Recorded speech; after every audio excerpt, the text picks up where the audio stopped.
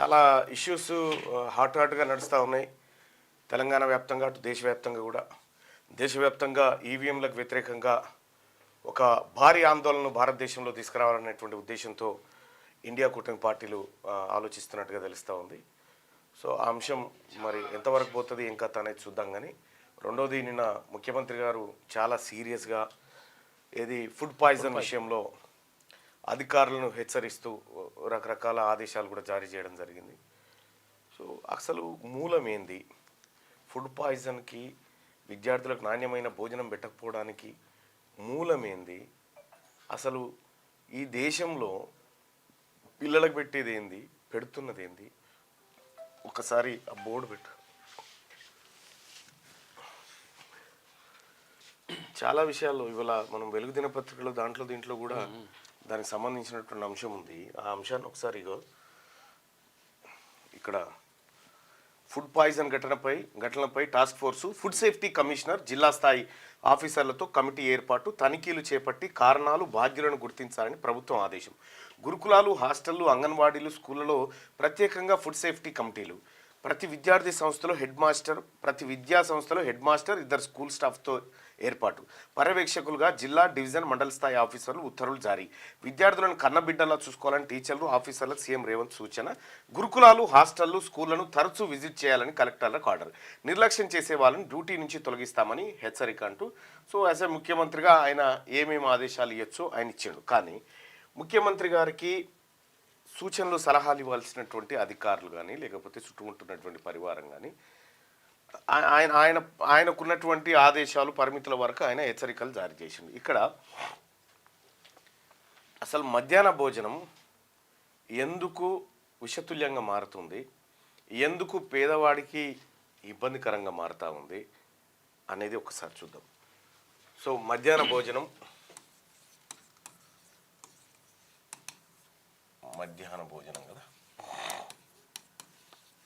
1960లో start చేసిరా తమిళనాడులో కామరాజు ప్రభుత్వం. తమిళనాడులో స్టార్ట్ చేసిరు, తర్వాత కేరళ, తర్వాత గుజరాత్, ఈ రెండు రాష్ట్రాలు. ఆ తర్వాత ప్రభుత్వ స్కూళ్ళల్లో పేద పిల్లలకి మధ్యాహ్న భోజన పథకాన్ని 1960లో తమిళనాడు గవర్నమెంట్, కామరాజ్ ప్రభుత్వం స్టార్ట్ చేసింది. ఆ తర్వాత కేరళ, గుజరాత్ ఇంప్లిమెంట్ చేస్తే 2001 సంవత్సరంలో సుప్రీంకోర్టు ఏం చెప్పిందంటే అన్ని రాష్ట్రాల్లో మధ్యాహ్న భోజనం పెట్టండి అని ఆదేశాలు జారీ చేసింది. దాంతో ఏమైందంటే అప్పటికి మన తాను కూడా ఎన్టీ రామారావు ఉన్నప్పుడు ఇది పెట్టేది, సతిముద్దలు, ఛాయలు, బిస్కెట్లు అవి కొన్ని ఉండేటి. కానీ మధ్యాహ్న భోజనం ఎస్పెషల్గా సుప్రీంకోర్టు పెట్టమంటే పిల్లలకు ఓకే అన్నది. దానికి కేంద్ర ప్రభుత్వం, కేంద్రం ప్లస్ రాష్ట్రం 60% ప్లస్ 40% ఈ నిధులతోటి 100% నిధులతోటి మధ్యాహ్న భోజన పథకాన్ని ఇంప్లిమెంట్ చేసుకుంటూ వస్తూ ఉన్నారు. అయితే 2001లో సుప్రీంకోర్టు ఆదేశించినప్పటి పరిస్థితుల్లో 2004లో ముఖ్యమంత్రి గారు, ఇది వీలైతే ఇది ఎవరన్నా ముఖ్యమంత్రి గారికి పక్కన ఉండేటోళ్ళు చెప్పండి, 2004లో బడ్జెట్ను డివిజన్ చేస్తే తెలంగాణ బడ్జెట్ 19,000 కోట్లు డివిజన్ చేస్తే, ఏపీకి తీసేయంగా తెలంగాణకు తీసేస్తే 19,000 కోట్లు. అప్పుడు మెస్ ఛార్జీలు ఒక పిల్లగాడికి 2 రూపాయలు అన్న, 2 రూపాయలతోటి భోజనం పెట్టే కార్యక్రమం అప్పుడు. ఇప్పుడు 2024 తెలంగాణ బడ్జెట్ 2,91,000 కోట్లు. 20 సంవత్సరాల తర్వాత డైట్ ఛార్జీలు ఎంత పెరిగినాయంటే ఇది ₹5.45 అయింది. అంటే దీనికంటే 2.5 రెట్లు పెరిగింది అంతే. 2 రూపాయలని 5 రూపాయలు చేయడానికి 20 ఏళ్ళు పట్టింది. 19,000 బడ్జెట్ 2,91,000 కోట్లకు మారడానికి అదే 20. అప్పుడు బియ్యం రేట్లు ఎంత ఉన్నాయి, అప్పుడు కూరగాయల రేట్లు ఎంత ఉన్నాయి, నూనె రేట్లు ఎంత ఉన్నాయి. ఇక్కడ ఇంకా విచిత్రమైన ఘటన చూస్తే ముఖ్యమంత్రి గారు మనము పెట్టినటువంటి ఈ 2 రూపాయలతోటి 2001లో భోజనం పెడితే 2024లో ₹5.45 పెడతా ఉన్నాం సార్. ఒక కోడిగుడ్డు ధర ఎంత ఉందో ఒకసారి చెప్పండి. ₹6, ₹5, ₹6. కోడిగుడ్డు ఎంత ఉంది ప్రవీణ్? 6 రూపాయల 30 పైసలు. 30 50 అంటే 30. 30 కోడిగుడ్డు.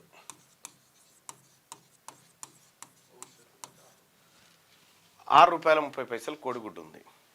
అక్కడ ఉన్నటువంటి వంటోళ్ళకి చెప్తారు మీరు ఖచ్చితంగా గుడ్డు పెట్టాలంటారు. ఎంత ఇస్తారు గుడ్డు కంటే 5 రూపాయలు. ఎవరు పెట్టాలి గుడ్డు? 5 రూపాయలకు గుడ్డు కొనుక్కొచ్చి పెట్టాలంట వాళ్ళకు. 5 మార్కెట్లోనేమో 6 రూపాయల 30 పైసలు ఉంది. కానీ 5 రూపాయలకే గుడ్డు కొనుక్కొచ్చి పెట్టాలంటే ఎటు నుంచి పెడతారు? ఈ వంట చేసే వాళ్ళు ఎంతమంది ఉన్నారు మొత్తం తెలంగాణ వ్యాప్తంగా అంటే 53,000 మంది ఉన్నారు. 53,000 మంది సంఘాలకు సంబంధించినటువంటి వాళ్ళు ఉన్నారు. ఇందులో 96% మంది వంట చేసేవాళ్ళు ఎస్సీ ఎస్టీ బీసీలు. వీళ్ళకు 4 నెలలకు కూడా ఒకసారి బిల్లులు రావు. వీళ్ళు కట్టెల పొయ్యి మీద ఉండాలి, మళ్ళా కట్టెల పొయ్యి మీదనే ఉండాలి. ఆ పొగ గిగ అంతా కూడా ఉండాలి. రేకుల షెడ్డు ఉంటే, లేకపోతే చెట్టు కింద ఉండాలి. మళ్ళా బియ్యం ఇక్కడ కంట్రోల్ షాప్ నుంచి వస్తాయి బియ్యం డైరెక్ట్గా. ఆ బియ్యం ఉన్నాయా, కాలిపోయినాయా, ఉడికిందా, కొత్త బియ్యం తెచ్చేస్తే జర పలకాయ పిల్లగానికి పెట్టగానే కడుపుని వచ్చాయి, దవాఖానకి వేసుకొని పోయి. ఇంకోటి తెద్దామంటే మెత్తగాయ, అన్నం బాగలేదని తిట్టే. ఈ 5 రూపాయల 45 పైసలతోటి మనం పొరగాళ్ళకు భోజనం పెడతా ఉంటే ఎట్లా సాధ్యమవుతుంది? మార్చాల్సింది ఇప్పుడు మనం కమిటీలు వేసి ఆ తర్వాత అధికారులను టాస్క్ ఫోర్స్ ఇవి కాదు సార్ పెట్టాల్సింది. 2004లో 2 రూపాయలు కట్టించినాము భోజనానికి. ఇవాళ 20 ఏళ్ళ తర్వాత 5 రూపాయల 45 పైసలు అంటే ఏం జరుగుతుంది సార్? 2004లో ఎమ్మెల్యే జీతం ఎంత ఉండే సార్? ఇవాళ 2,75,000 సార్. మేము ఎందుకు పనికిరాం, మళ్ళా ఏ దానికి పనికిరాం. కానీ ఇలా చదువుకునేటువంటి పిల్లల్లో ఈ మొత్తం పిల్లల్లో 98% పిల్లలు ఎస్సీ ఎస్టీ బీసీ మైనారిటీ పిల్లలే. వీళ్ళ చదువుల మీద మనకున్న శ్రద్ధ ఈ నిజంగా రాష్ట్ర ప్రభుత్వం ఇక వటవా 1000 కోట్లు తీసుకో దానికి కానీ అని అంటే అప్పుడు మాట్లాడుతుంటే ఏం కమిటీలు వేస్తాం సార్ దీని మీద? అధికారులు చెప్తారు మనకు, పక్కన ఉండేటువంటి అధికారులు వాళ్ళది ఏం పోయింది, వాళ్ళు మీ మెప్పు కోసము కాబట్టి అరే చాలా బాగా చెప్పిండు అన్నట్టుగా ఈ అధికారులకు కూడా యాక్టింగ్ బంద్ చేయరు. మీ పిల్లలు అలా చదివేది లేదు, పీకేది లేదు. మీరు ఉన్నత స్థానాలలో ఉండి మీరు ఉంటారు. ఇక్కడ చదివేదంతా పేద వర్గాల పిల్లలు. ఈ పిల్లలకు 5 రూపాయల 45 పైసలతోటి భోజనం పెట్టేటువంటి కార్యక్రమం ప్రక్రియ ఈ భూమి మీద ఏమైనా ఉందా? ఉగాండాలో అన్న తింటారా? 5 రూపాయల 45 పైసలకు వస్తుందా? ఏ కాలంలో ఉన్నాం ఇంకా మనం? ముఖ్యమంత్రి గారు మనము ఏదైతే మొన్ననే ఏదో డైట్ ఛార్జీలు అది పెంచి గ్రీన్ ఛానల్ ద్వారా ఇస్తామని, అది గ్రీన్ ఛానల్ ద్వారానే పోవాల్సింది అది. కానీ మనం పెంచుతున్నటువంటి పెంపు ఇక్కడ వంట చేసేటోళ్ళకి ఎంత ఇస్తున్నాం మనం? మొన్నటిదాకా 1000 ఉండే ఇప్పుడు 3000 అని చెప్పినాం. 3000 రూపాయలు వంట చేసేటోళ్ళకి ఇస్తున్నాం. ఒక స్కూల్లో ఉండడానికి ఎంతమంది ఉంటారు ప్రవీణ్? ఒక స్కూల్లో ఎంతమంది ఉంటారు? ఇద్దరు అయితే ఉంటారుగా, మినిమం 2 ఉంటారు. ఈ 3000 రూపాయలు ఇద్దరు పంచుకోవాలి. 1500 అన్నట్టుగా 1500 మనిషికి 1500 పడుతుంది. అంటే రోజుకి 50 రూపాయలు. రోజుకి ఎంత? 50 రూపాయలు. రోజుకి 50 రూపాయలు పడుతుంది. వీళ్ళకు రోజుకి 50 రూపాయల కూలికి బయట చెత్తకొచ్చి చెత్త వేసుకపోయేటోడు కూడా 50 ఇస్తే ఇవి ఏడ సరిపోతాయి సార్ అంటాడు. 50 రూపాయల కూలికి వాళ్ళు ఉపాధి హామీ కూలి పనికి పోయి 11 గంటల దాకా 4 గడపార పోట్లు వేసి వస్తే 200 వస్తాయి, 200-300 వస్తాయి. వీళ్ళకి ఆశ ఏంది అని అంటే మేము గవర్నమెంట్లో చేస్తున్నాం కాబట్టి ఎప్పటికైనా మాకు మంచి అవుతుందేమో మెంటల్ ఆలోచన వాళ్ళకి. ఈ 50 రూపాయల కూలితోటి నీకు దీంట్లో కూడా మళ్ళా 1000 రూపాయలు కేంద్రం ఇస్తుంది. ఓకే, 2000 రూపాయలు. 2000 రూపాయలు. ఎందుకంటే ఇప్పుడు ఇవి ఎందుకు పెంచిర్రు అని అంటే ఈ వంట చేసేటోళ్ళ దగ్గర ఓట్లు ఉన్నాయి కదా. ఓకే, మరి ఇవి ఎందుకు పెంచాలంటే ఇలా ఓట్లు లేవుగా పొరగాలకు ఓట్లు లేవు కాబట్టి ఇది పెంచలే. ఇక్కడ 2000 రూపాయలు ఇది పెంచిరు. ఇక్కడ దీంట్లో కూడా వంట గ్యాస్కు సంబంధించి 100% కేంద్రమే ఇస్తుంది, రవాణా 100% కేంద్రమే ఇస్తుంది. దానికి సంబంధించి ఓన్లీ ఒక గీడ మాత్రమే మనం ఇస్తూ ఉన్నాం. బియ్యము కేంద్రమే, అన్ని కేంద్రమే. ఈ రకంగా మనం విద్యా వ్యవస్థని విద్యా వ్యవస్థలో భోజన వ్యవస్థని సర్వనాశనం చేసి దానికి బడ్జెట్లు లేకుండా దానికి ఏమీ లేకుండా ఎట్లా సాధ్యమవుతుంది? గుడ్డు ధరనే ₹6.35 ఉంటే వానికి భోజనం పెట్టాలి ₹5.45 కంటే అవుతుందా? ఇది గత ప్రభుత్వం చేసిన పాపం అయి ఉండొచ్చు, వాళ్ళు పట్టించుకోకపోయి దానికి ఒక ఉండొచ్చు. మెనూ ఉంది. ఎన్ని గ్రాములు క్యాలరీస్ కావాలి, ఎన్ని క్యాలరీస్ కావాలి, ప్రైమరీ స్కూల్ అబ్బాయికి ఎంత కావాలి, అప్పర్ స్కూల్ అబ్బాయికి ఎంత కావాలి, ఏది క్యాలరీలు కావాలి, ఎన్ని న్యూట్రిషన్స్ కావాలి, ఎన్ని విటమిన్స్ కావాలి, ఓ లెక్క ఉంది. డైట్ మన దాంట్లో రొటపీస్ ఏమి ఉండవు, పురుగులు ఆ తర్వాత ఇవే ఉంటాయి. జల పురుగులు. ముఖ్యమంత్రి గారు నిజంగా మనకు ఈ వర్గాల మీద, ఈ పేద బిడ్డల మీద ప్రేమ ఉంటే 1,000 కోట్లు ఇవ్వండి సార్, 1,000 కోట్లు ఇవ్వండి. నేను కూడా చెప్తా ఉన్నా, మేము ఎమ్మెల్సీగా గెలిచినాం సార్, ₹1 లేదు. నిజంగా నాకు ఫండ్ ఇస్తే నేను ప్రతి స్కూల్లో దాన్ని ఖర్చు పెట్టాలనుకున్నా, ఎంతో కొంత లబ్ధి చేయాలనుకున్నా, కానీ అవకాశమే లేదు. ఉత్సవ విగ్రహాలు లెక్క అయిపోయినా, అసలు గెలిచినా ఇంకా ఒక ఎమ్మెల్సీకి నిధులు లేవా, ఏ కాన్స్టిట్యున్సీ డెవలప్మెంట్ ఫండ్స్ ఎమ్మెల్యేలకు లేవా, మాకు లేవా, ఎవరికి లేవా, ఎవరు చెప్పుకోవాలి? ఎవరైనా వచ్చి అడిగితే, నాకు చాలామంది టీచర్లు చాలామంది, నేను పోతూ గడ తొర్రూరు దగ్గర ఒక స్కూల్లోకి పోయినా, ఒక స్కూల్లోకి పోతే స్ట్రెంత్ 36 మంది పిల్లలు ఉన్నారు, 9 మంది టీచర్లు ఉన్నారు.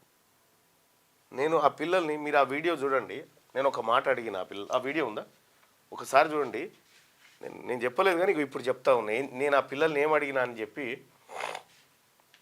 ఒకసారి 36 మంది పిల్లలు ఉన్నారు, ఆ 36 మందిని వరుసగా పేరు పెట్టుకుంటా అడుక్కుంటూ వచ్చిన ఆ పిల్లలది పంపించిరా.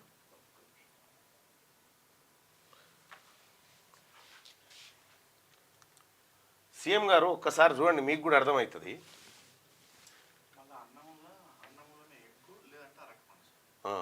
ఎగ్గు అరటిపండు డజన్ ఎట్లుంది? ₹60. 60, 70. 60, 70 దొరికిందా?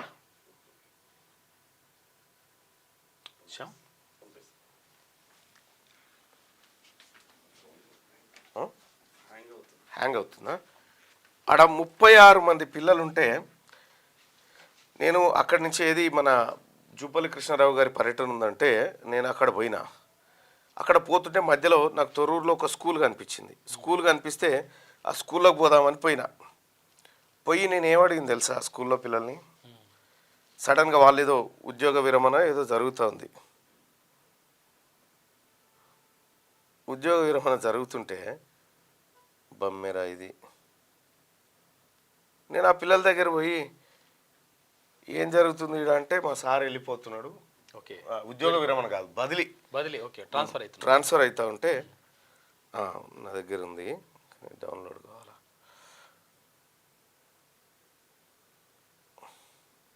మీకు అది చూపిస్తా. 36 మంది పిల్లలు ఉంటే వరుసగా అందరినీ పెట్టి ఏం పేరు బిడ్డ అని అడుక్కుంటూ వచ్చిన. ఒక్క రెడ్డోళ్ళ పిల్లగాడు కనిపించలే నాకు అలా. నేను అదే చెప్పిన టీచర్లకు అదే చెప్పిన. ఇందులో అప్పర్ క్యాస్ట్ వల్ల పిల్లలు లేరు, టీచర్లు ఒకరో ఇద్దరో మీరుంటారు. మీరేదో టైంపాస్కి వర్క్ చేసుకుంటూ పోతే ఈ పిల్లల బతుకులు ఎట్లా కావాలి అని చెప్పి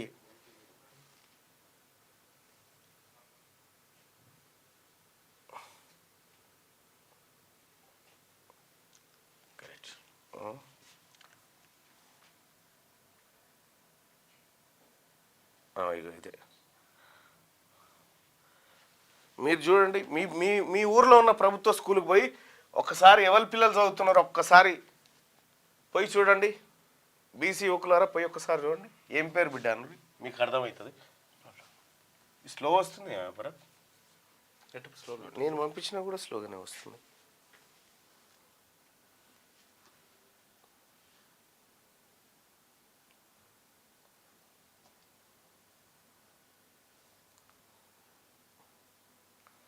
ఏమైందో చూడండి, నెట్ల ప్రాబ్లమ్స్ ఏంటియో చూడండి.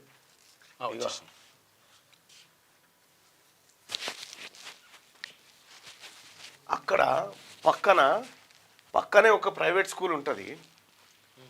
ఆ స్కూలు ఒక రెడ్డి గారిది. అందులో 2000 మంది పిల్లలు ఉంటారు. మళ్ళీ టీచర్లు సరిగా ఉండరు, వాళ్ళకు క్వాలిఫికేషన్ కూడా లేదు. అరే అమ్మ, ఇది వస్తలేదు. ప్రాబ్లం ఉంది. ఇక ఆడ వాళ్ళు ఉండరు, ఏం లేదు.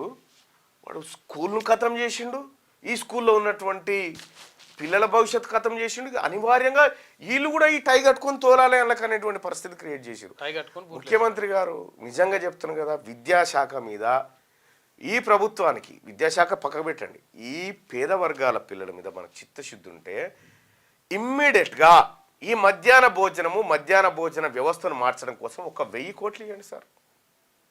1000 కోట్లు ఇవ్వండి. ఎందుకు మారేయో చూద్దాం. 100% మారుతాయి.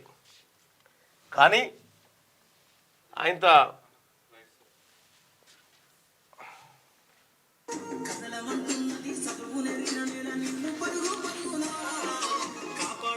ఇదే స్కూల్లో ఇగో ఈ పిల్లలందరిని అడిగినా, ఈ పిల్లలందరినీ నిలబెట్టి అడిగిన, ఒక్కరొక్కరిని అడిగిన, ఏం పేరు ఒక్కరు కూడా అప్పర్ క్యాస్ట్లో పిల్లలు లేరా అలా.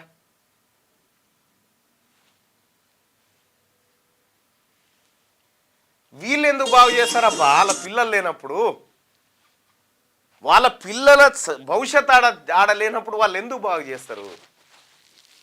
BC సమాజమా, ఎస్సీలారా, ఎస్టీలారా, మైనార్టీలారా?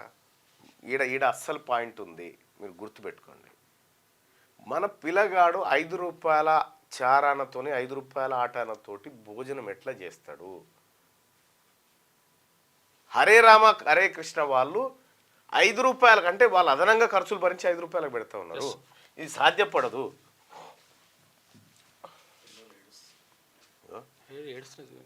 Chief minister Revanth Reddy touring ఏంది ఇలా బాధ ఏంది?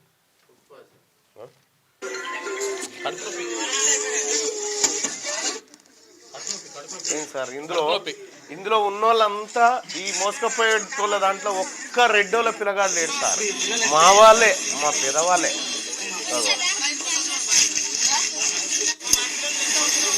మన పిల్లలు చదువుకునేటువంటి చదువు కాడ, మా చదువుల కాడ మా పిల్లలకు చదివే రాకుండా మా పిల్లగాళ్ళు ఇది చూసిన తర్వాత ఏ తల్లిదండ్రి పంపిస్తారు సార్ స్కూల్కి?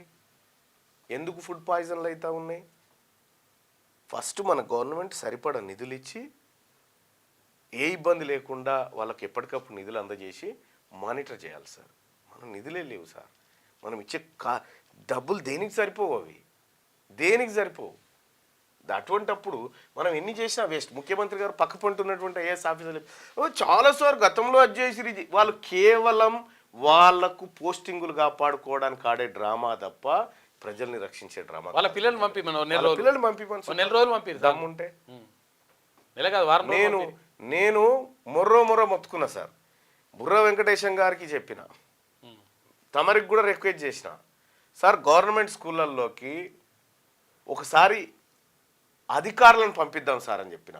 1 వారం పోలీస్ అధికారి పోవాలి, 1 వారం ఎంపీడీఓ పోవాలి, 1 వారం ఎంఆర్ఓ పోవాలి, 1 వారం అడ్వకేట్ పోవాలి, వీలైతే ఒక జడ్జి గారు పోవాలి. పోయి వీళ్ళు చెప్పాలి సార్. అక్కడ ఉన్నటువంటి పిల్లలకు ఎస్ఐ పోయి చెప్పాలి, కేసులేంటి, చట్టాలేంటి, నేరాలేంటి, తప్పుదోవ పడితే ఏం జరుగుతుంది అనేది వివరించాలి. ఎంఆర్ఓ పోయి అక్కడ పోయి మీ నాన్న మా ఆఫీస్కి ఎందుకు వస్తారంటే మీ భూమిది ఇట్లుంటాయి, ఈ హక్కులు ఉంటాయి, పత్రాలు ఉంటాయి, ఇవన్నీ చెప్పాలి సార్. పిల్లలకు ఆ రోజు నుంచి చెప్తే ఒకటి ఉంటుంది సార్. అసలు ఇంప్లిమెంట్ చేయమంటే ఇప్పటిదాకా ఇంప్లిమెంట్ లేదు, కాగితం లేదు. ఏం పని చేస్తారు మీరు అధికారులు? ఏమి పని చేయరు, కేవలం ఫొంకనాలు కొట్టుకుంటూ కూర్చుంటారు. అంతకంటే ఎక్కువేం చేసేది లేదు. మీరు ఆ ముఖ్యమంత్రి గారికి చెప్పేదన్నా కరెక్ట్గా చెప్పండి, చెప్పి తలగబడండి.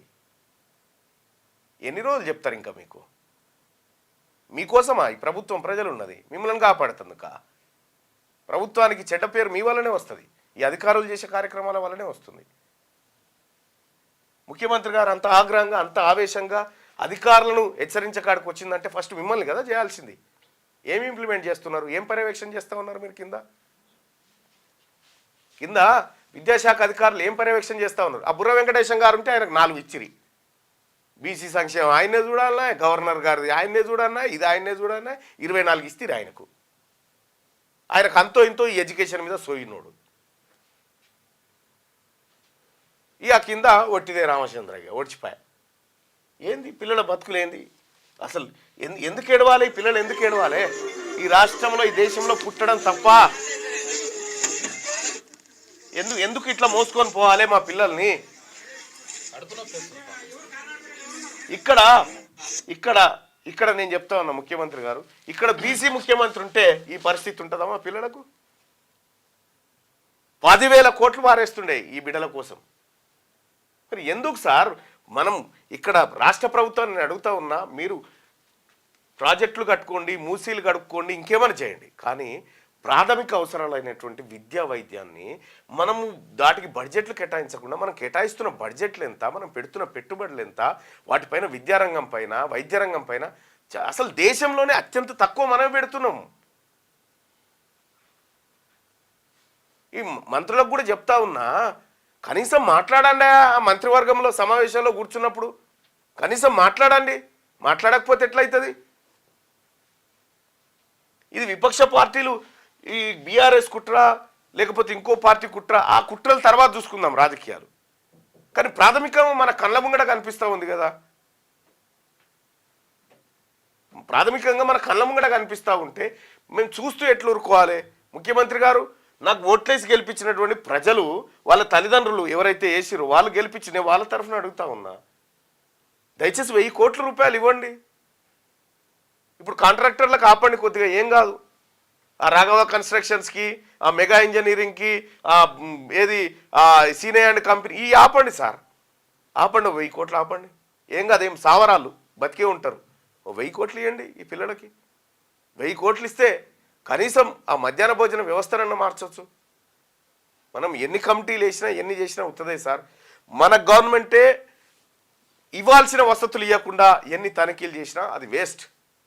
ఇలా తల్లిదండ్రులు ఎందుకు పిల్లల్ని పంపిస్తారంటే ఈ కారణాలకి చూసిన తర్వాత ఏమైనా గవర్నమెంట్ స్కూల్కి మన స్కూల్లో పండి పంపిస్తాడా? ఎందుకు ఇదా? ఏంది సార్ ఇది? ఇది కరెక్ట్ కాదు. సీఎం గారు, మీకు ఇచ్చేటువంటి ఆ సలహాలు ఎవరిస్తూ ఉన్నారో ఆ సలహాలు ఇచ్చేటోళ్ళకన్నా చెప్పండి, జర ఆయమున్నది పట్టుకరారా సలహా, పరుగు పోతుందని చెప్పండి. ఈ పేద పిల్లలు, మా పిల్లలు చదువుకునే కాడ ఇదేంది సార్ అన్యాయం? ఎందుకు సార్ మాకు ఈ పదవులు ఉండి మేము మాట్లాడలేక? ఇది సరిచేయండి సీఎం గారు, ఇది సరిచేయండి. లేకపోతే నేను వచ్చి కలుస్తా, ఏం చేయాలో చెప్తా. కనీసం నేను చెప్పింది ఇంప్లిమెంట్ చేస్తే ఇవాళ ఈ పరిస్థితి ఉండకపోయేది. మళ్ళీ నేను ఖర్చయ్యే పని కూడా చెప్తలేను. మళ్ళా ఇక చూడు,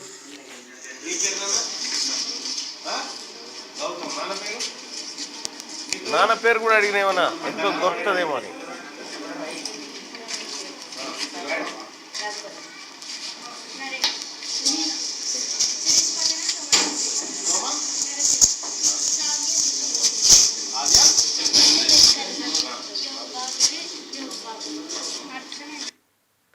ఇట్లా ప్రతి పిల్లగాడు అడిగితే ఒక్క పిల్లగాడు దొరకలే నాకు. స్కూల్ మొత్తం ఒక్క రెడ్డోల పిల్లగాడు ఆడ కనిపించలే నాకు.